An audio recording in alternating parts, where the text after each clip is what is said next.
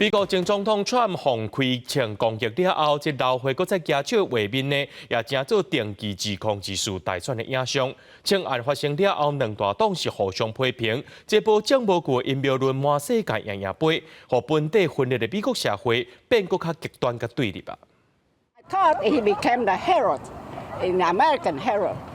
川普13伫宾州巴特勒造势活动，去亲手开枪，枪支窜过正远，短短几秒的时间，伊快速驱落，特勤人员赶上大家围起来。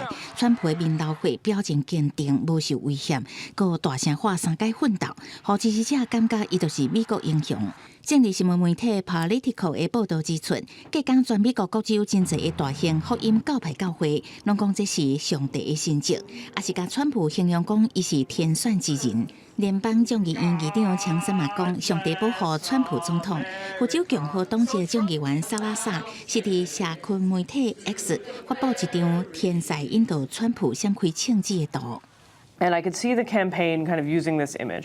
I think that the story of sort of surviving this assassination attempt might also be part of the campaign.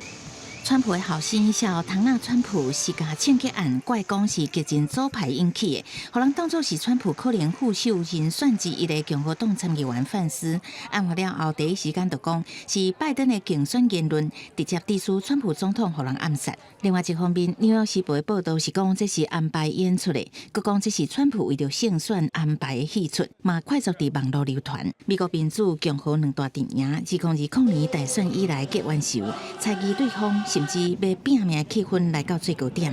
芝加哥大学6月一份调查显示，有10%，相当是2600万的美国成年人支持用暴力来阻止川普当选的言论。The issue here, though, is that we're living in the United States where there is significant support for political violence in the mainstream. 拜登14暗时伫对全国演讲中表示，美国无允准暴力，伫美国政治暴力永远袂是解决的方式。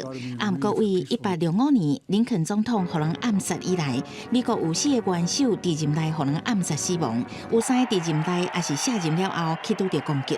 2个争取总统职位的候选人一死一伤，这个少年线的伤亡名单，甘乃迪的家族就占2个。这届以独立候选人的身份参加的小罗伯甘乃迪，伊就以家族的经验跳出来呼吁各方放弃暴力甲仇恨，应该都要团结。公司新闻汪慧文编译。